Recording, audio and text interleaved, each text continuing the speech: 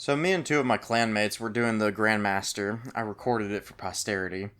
I was using a energy converter charged with light build. I used Necrotic Grips, Divinity, Guillotine, and Sacred Providence. We were all doing Shadebinder, or there were two of us using Shadebinder and one using Bottom Tree Tether on Hunter for the invisibility smoke bombs.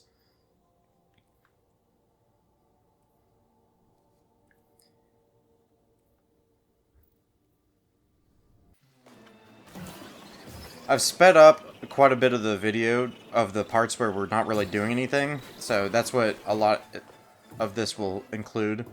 So this first part, this little nook right to the left of my reticule right now, you have to be careful right there because there's a bunch of melee guys right here that will push up on you. So that's something that happened in a lot of our runs. People would keep doing that. Make sure you're using the regenerative grenade when you overload people. Even if you're not using the overload grenade, you can get it back. It's just more damage. It's really nice. Try to keep in mind all the modifiers. So like grounded, for example, where you take more damage in the air. Just try not to jump that much. You know, this is just kind of your standard, like, you know, use primaries to kill red bars part. So it's pretty simple. Pretty self-explanatory right here. I had some weird things with Necrotic Grip. I think it's coded in a really weird way. I think it can't proc Necrotic Grip past a certain range. I'll talk about that in a different video. But it's kind of strange. You'll see it sometimes in this video where I hit someone with my charge melee and the Necrotic Grip passive doesn't proc on people. So right here we have our first overload and barrier champions. On all three of these instances, this one, the next one, and then the third one, the overload spawns first, and then the barrier will spawn once you push up a little. So you don't want to push up until you kill this overload, because then the barrier could start shielding the overload. You gotta be careful for these melee guys, too. They'll jump over that little nook right there. See, now the barrier spawns, and you can't shoot through those. Now, if you have a Well of Radiance, you can actually, if you're in it, you can shoot through the shield on the enemies to get rid of the ads. I always advise killing the ads first before taking care of the barrier, because these barrier servitors aren't really like that lethal, but their AI companions are more lethal than them. You can use Guillotine to burst down in champions when you get them low, especially the servitors. Like I was saying, they're not that lethal, so they're pretty safe to go up against. Right here you have the first, I guess boss, you'd call it, of the strike. Right here, I noticed that the Necrotic Grip passive can actually go on your allies. I was trying to replicate it real quick to see if it happens every time. My teammate said that he actually got the debuff on him, so that's kind of interesting. That gives you some like insights how that's coded, potentially. So this boss's power, which is pretty cool with this new strike in Europa, is these bosses actually have mechanics. He does basically the Titan stasis super, where he does a bunch of freezing in a cone in front of you. And it's actually very interesting in the GMs where these bosses, you get to feel their full effect in the mechanics of them. Where in the normal version of the strike, you're just going to be blowing through them because they're really weak. But in the GM, you actually get to fully experience their mechanics. So I gotta really hand it to Bungie on that. Like, they did a really good job with this strike in general, as far as, like, actually putting mechanics. I know a lot of people have been asking for that, is having mechanics in strikes, and I think this is one of the ways. So we kill him fast because the stasis is really annoying. The barrier is gonna spawn. I go ahead and use my super, because Shadebinder is one of the best ad clearing supers in the game right now. It kind of creates this like exponential growth with the passive, where it creates those little frost seekers. So like you freeze one guy, then you right click, and it expands, and then you have two people frozen, and so on and so forth, and it just keeps freezing more people, and you keep doing burst damage to people. So that was the first boss down. We speed up through onto the second boss. This guy's really annoying. He has a sniper, and he does the freezing AoE grenade, and it pulls you. It's exactly like Crucible. And this guy can get really spammy with his grenade, so it's kind of up to RNG how his AI works. You know, sometimes he'll spam it at one person consistently and just never let them get unfrozen.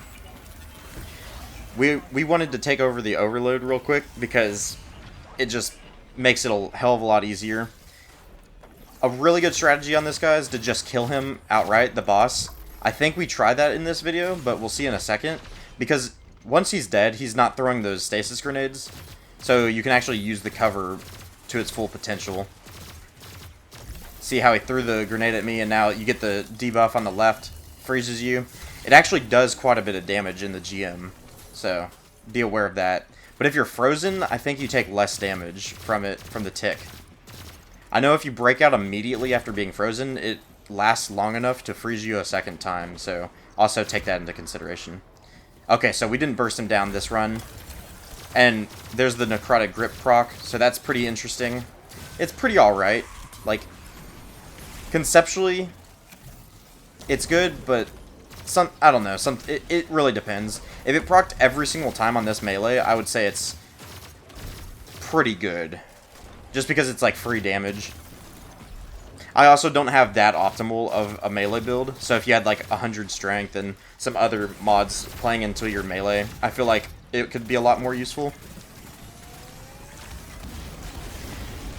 The combination of Divinity and Cloud Strike is amazing because it just makes it to where the person with Cloud Strike doesn't even have to try to hit a crit. Like, you just rapid fire that thing on the big orb and you're going to start spawning those lightning storms. And it increases the damage of the lightning storms because they'll hit the orb as well. Again, using Guillotine to burst him down. I just speed through most of this because it's just normal, like, regular ad killing and maneuvering. There's no real mechanics or bosses here. There is, like, an overload. There's 2 overloads in this next area. But, again, with Divinity, it's not really that big of a deal. Same thing with the Stasis overload. The champions really aren't the problem in this GM. I'd say the Wyverns are, like, #1 problem. This part's pretty funny, though, because a lot of enemies can, like, just jump off the edge because of the angles. It's really comical to see them just... I don't know what happens. Sometimes you'll just see them jump off the edge. It's not like you, like, screwed up their movement or anything.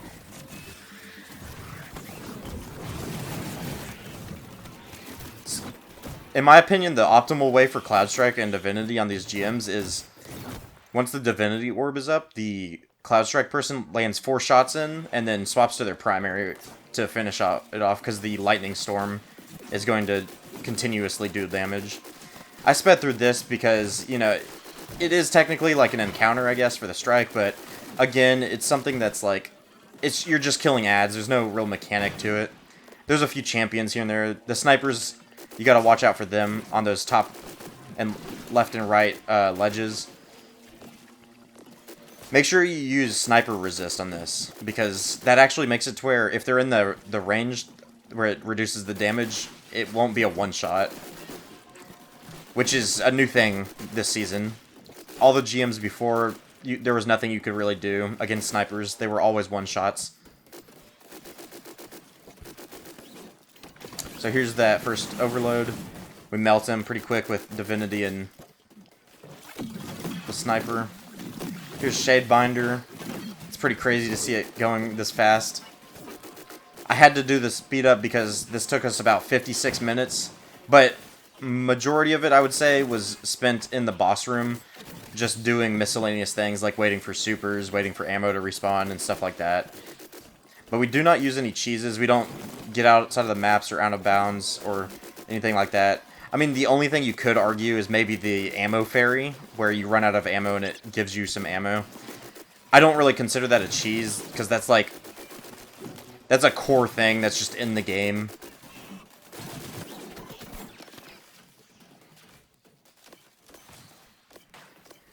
Just being efficient with my time, deleting items while I'm dead. Got nothing else to do. And here's the boss room. Welcome to hell. There's one overload in this initial room. But like I was saying, it's really not the champions that are the problem. It's mostly the wyverns. So the way this boss fight flows is you have the big Hydra and the little Hydra. I'm gonna refer to the little one as the mini boss because it's miniature of the boss basically. So when you're doing damage to the mini boss, this is what basically spawns more enemies. So you want to take care. There's initially they spawn in sets of 2, either overload champs or wyverns. So overload champs, they're not that bad because you can keep this stasis grenade locked down. But right here, you can see it came behind us. We weren't expecting that, but we were able to easily recover. And you want to quickly melt them if they get close, because a melee is going to one-shot you, and it's like an AoE melee, so if anyone's clustered near, it'll probably get them as well. We use the invisibility to kind of let the mini-boss AI sort of figure out its path. If you see where I'm at right now, that's where the mini-boss will typically just sit. So you can pretty easily let him sort of like float around there and not really do anything to him. But you want to get rid of these overloads first, because once those overloads are dead, and the other minuscule adds that come in, like the goblins or whatever, then you start doing damage to this guy. After the first set of damage, once it says Vex reinforcements come, you're going to want to kill the new set of reinforcements, either wyverns or overload. See, and you want to burst him down when he's in the teleport away phase, so that he doesn't stick around. You want to get him out of there as quickly as possible, as you free up that room to walk around.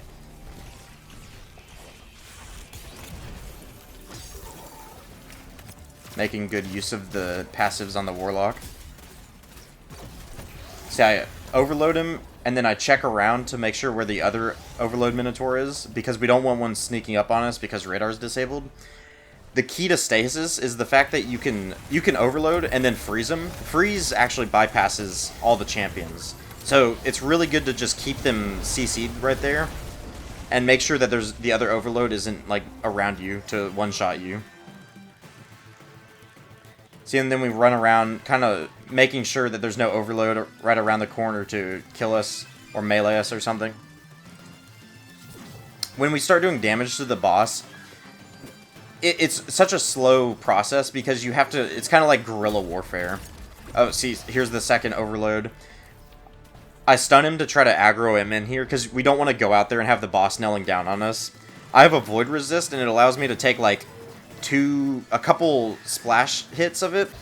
So you really don't want to be fighting out there while the main boss is out there. So you want to bait the overloads and the wyverns inside here.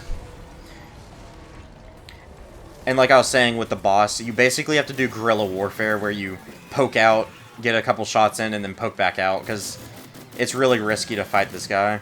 This takes a while, and this is the chunk of the time, to be honest. One of our teammates used Anarchy on him, so it's not like we weren't doing like using good weapons. I mean, the other two were using primaries because like 80% of his body's a shield, but anti-barrier allows you to shoot through that shield. So we would be there even longer if we were trying to use our non-anti-barrier weapons.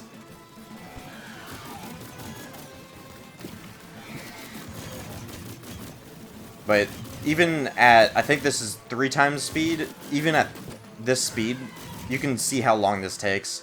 And we're being super cautious because we don't want to wipe. Even though technically right now we could die, it's not 30 minutes yet. We just don't want to risk it and like be in a bad situation. So now the Transcendent Mind takes to the Void, so it retreats. So right now, what we do, we come over to the left. We're getting ready to melt those wyverns, because those wyverns are the worst thing in this strike. They will one-shot, every one of their attacks basically one-shots you in this. So you want to kill those things as soon as possible. Don't even bother. You want to be at range when you kill them as well. See, we both pop our supers right here because we got to keep this guy frozen. We don't want to risk dying, because that thing could have just did a stomp that killed our whole team and wiped us.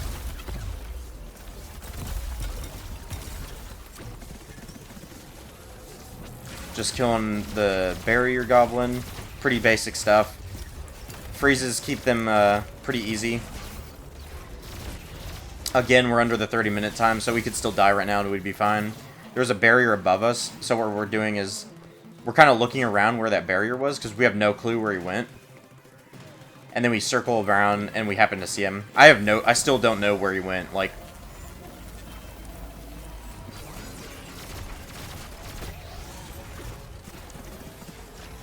We get that Cloud Strike on, it melts them down. Cloud Strike is an amazing gun, one of my favorites. There's the Necrotic Grip proc again. Now the Necrotic Grip has this interesting sort of weird interaction with this boss. Sometimes if you hit it like at the perfect range, it'll hit the shield but apply the Necrotic Grip passive. So right now I was just checking to make sure there's no like enemies left. Maybe check for ammo or whatever. Wait for a little bit of supers so my teammates can regenerate their supers. And myself. And then we're going to get to damaging the mini-boss. This damage phase, I'm showing them the cheese right here. That's what a lot of people use for cheese. There's like some out-of-bounds areas. They were wondering where they were. The mini-boss right here, he's going to spawn more wyverns. So you want to make sure you get him out of here. You make sure he teleports. We use the invisibility right here to get close to him, to melt him with swords. And he's got the anarchy on, as you can hear. Because the key is that you can do enough damage to him that it'll spawn the next set of enemies, but he won't disappear. So you want to burst him down right there. So both wyverns are right here, so I decide I'm not going to risk it with Divinity. I'm just going to use Shadebinder because it's got really good ad clear, and it can keep them frozen. And all the enemies are clustered up right here, so I can really take advantage of that. And freeze the overloads. Or the anti-barriers, sorry.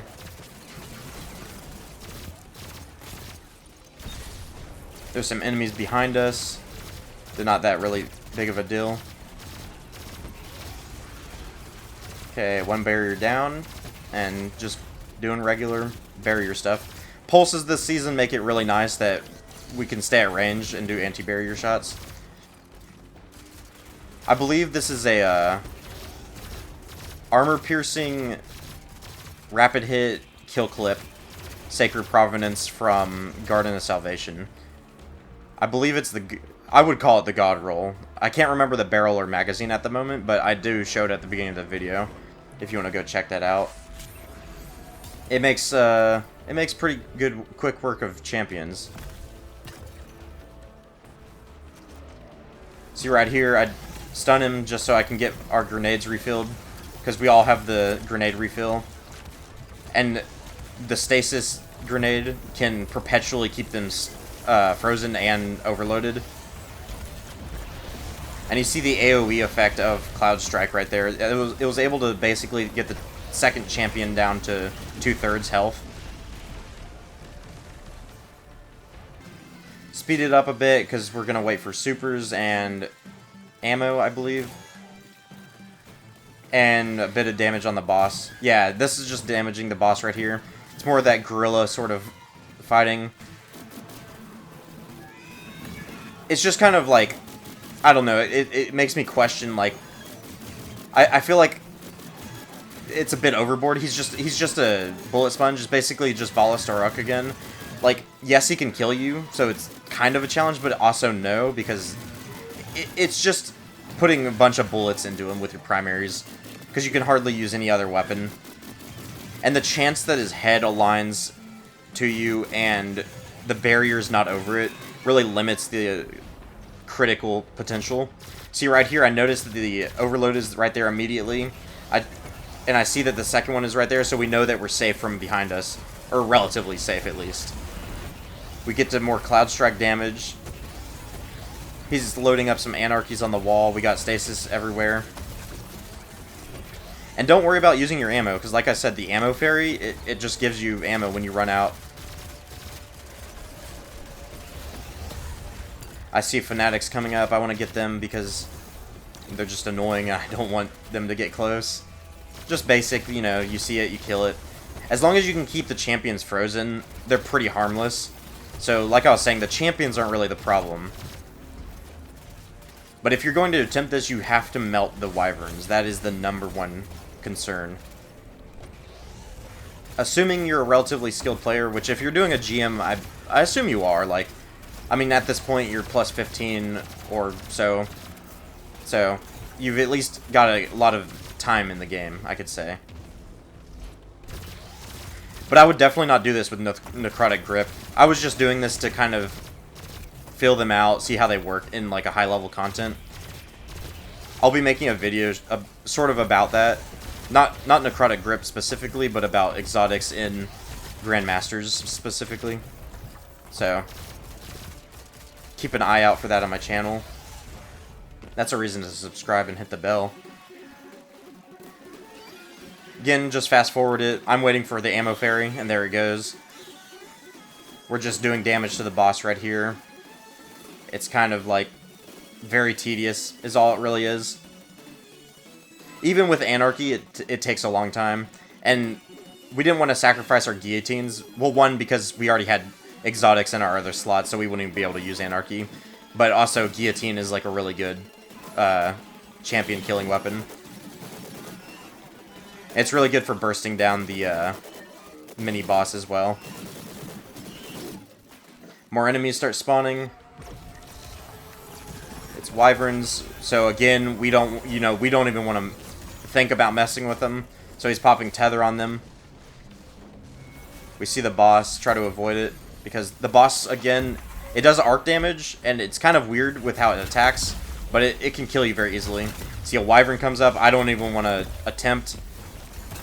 Yeah, I'm attacking it, backing up, attacking it, backing up, making sure it stays frozen. Here's the second one.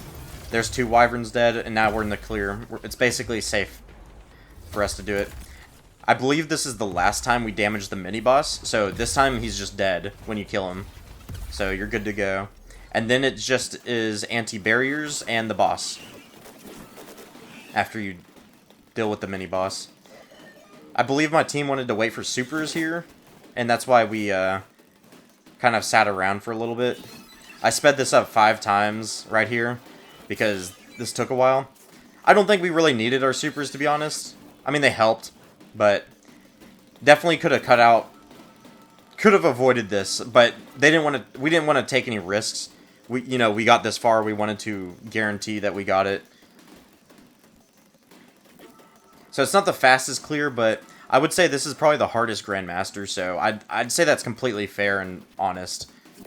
Like waiting for your super. If Bungie didn't want you doing it, they wouldn't let you do it. That's as far as I can say. But do notice also, it's still under 45 minutes, which is supposed to be the the cutoff for the revive tokens. Supposedly, it might be a glitch that it cuts out at 30 minutes.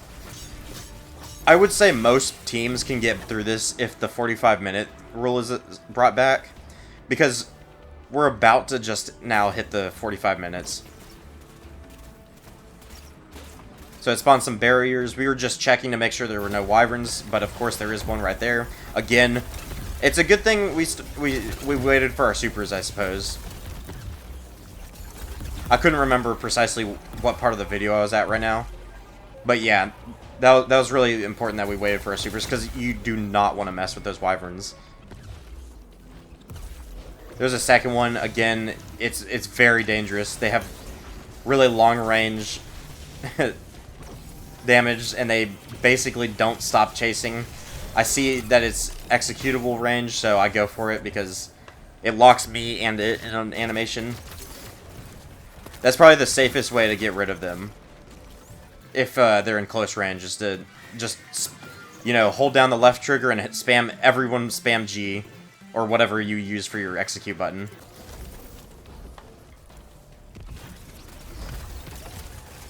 Right here, we know we can keep it in stasis. It'll make it a lot easier.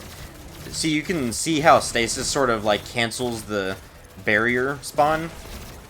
But you also have to be careful, because you can't totally rely on that, because sometimes it will get the barrier up. And once it gets the barrier up, the stasis stops working on it while the barrier is active.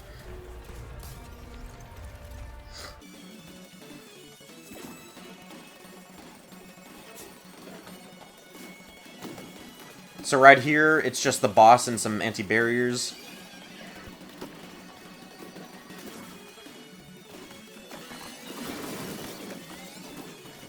we all try to kill that barrier, and the boss just rushes us from the side, so luckily 2 of us get out of there, because, you know, that could have been an easy wipe right there.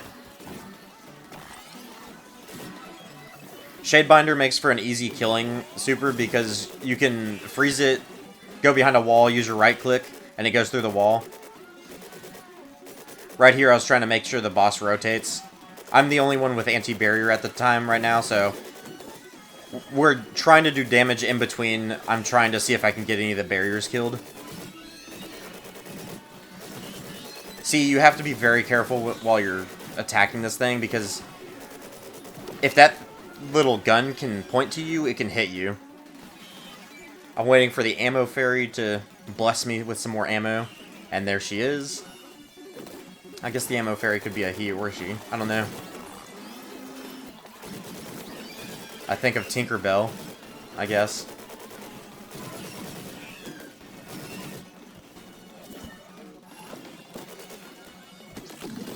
I get my super, so I'm like, okay, maybe I can kill one of the champions, but no.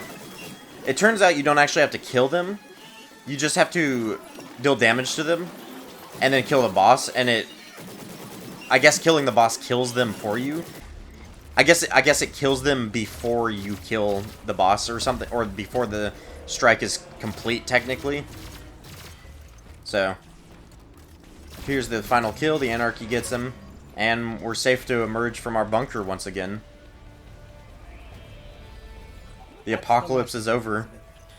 Good riddance, evil bastards. Until next time. And as you see in a moment, you'll see that we got a platinum clear. Remember, there's double loot this recording, so that's why we get all the loot we do. Get a bunch of golf balls. High score, weekly score challenge complete, and platinum. Well, thanks for watching. If you liked the video, hit the subscribe and the bell. This is the kind of content I like.